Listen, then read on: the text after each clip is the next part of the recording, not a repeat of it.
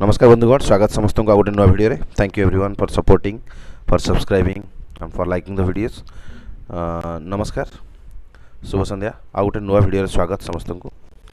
तो आज आम डिस्कस करना टिके योगी बामन यूनिवर्सिटी ऊपर बहुत स्टूडेंट कर मेसेज फोन कमेंट सर योगी बामन ऊपर किसी अपडेट ना डेफिनेटली अपडेट अच्छी कहीं अपडेट ना मु प्रथम कही रखी कौन से मिछ मोटिवेशन दबा कौन से फेक प्रमिस करवा मत भल लगे जदि अथेंटिकेटेड इनफॉरमेशन मिलला ताहा मु शेयर करी जोटा कि आपण पई भल मो पई भल। So be natural be realistic okay कौन से फेक जिनस को विश्वास करंतु नहीं।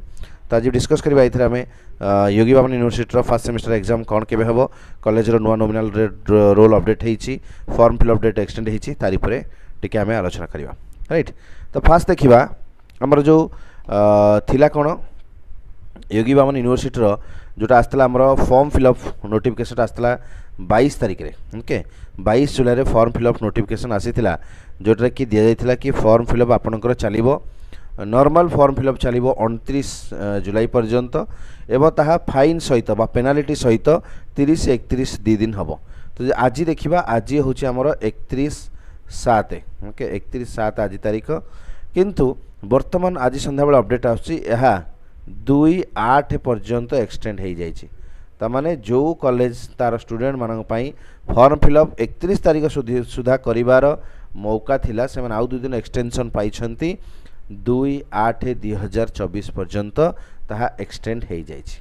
ओके ताहले एग्जाम आपणकर केबे हबो इन सिंपल वर्ड्स जदि मु कहिबी प्रायतः लागुची 3/8/2024 बा 3 तारीख पर क्लारिटी मिलिबो सो एग्जाम रो डेट कौन रहिबो कारण जेहेतु फॉर्म फिलअप चली गोटे क्लारिटी मिलूनी 3 तारीख बेलू आशा आमको टे क्लारिटी मिलिबो जे एग्जाम आपणकर केबे हबो बोली राइट। तो एग्जाम रो एग्जैक्ट डेट आसी नहीं तो वर्तमान आम एक्सपेक्ट करूछु कि अगस्त 3rd वीक रे चांस अच्छी 35% भाया बट 4th वीक रे मैक्सिमम ओके चांस अच्छी एग्जाम हो जिबार। तो आम यही एक्सपेक्टेशन रे बसिकी रहिबा।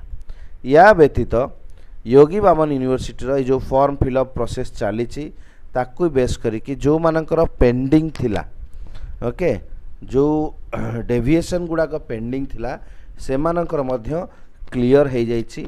तो निज निजर कॉलेज सहित जोगाजोग करिकी एजेंट सहित जोगाजोग करिकी एटा होची श्री स्वामी विवेकानंद बीडी कॉलेज चापड़ू रो तो से कॉलेज रो नॉमिनल रोल टी पाई जाइए। एटा होची कॉलेज रो नॉमिनल रोल जोटा कि जुलाई 2024 सीबीसीएस एग्जाम पाई रजिस्ट्रेशन होईची ओके।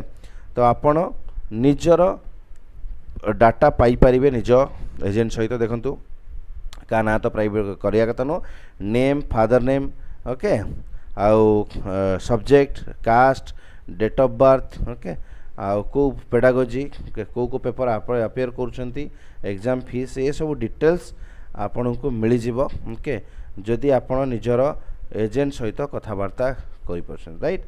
तो ये होची कॉलेज रो नॉमिनल रोल जोटा कि आपण निजर कॉलेज रो नॉमिनल रोल आपण पाई जाई पारिबे ओके।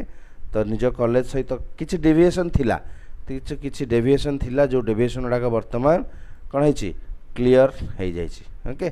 तो यहाँ आपणकर कॉलेज रो नुह तो आप निजे कौन करें निज एजेंट निज कॉलेज सहित कांटेक्ट करिकी आपण पाई परिबे जे आपणकर वर्तमान रो स्टेटस कौन फाइनल लिस्ट आपन ना आसी जाइए।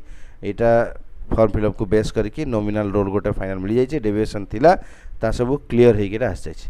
तो दयाकोरी जदि ये डाटा दरकार निज निजर एजेंट बा कॉलेज सहित जोगाजोग करिकी आपण निजर फाइनल लिस्ट देखिपारे ये क्लियर लिखाई तो आपण होल पेपर अपेयर करुँच 15 टका एग्जाम फीस दिखाई आपणकर देखंतु दिया जाइथिबो एठी आपणकर कौन पेडागोजी सब्जेक्ट दिया जाइथिबो आपणकर डेट ऑफ बर्थ थिबो नेम बापा नेम फोटो सहित कास्ट ए सब जिनस क्लारिटी थिबो राइट। ताकू आपण दयाकरी देखि नियंतु निज कॉलेज सहित कांटेक्ट करिकी राइट।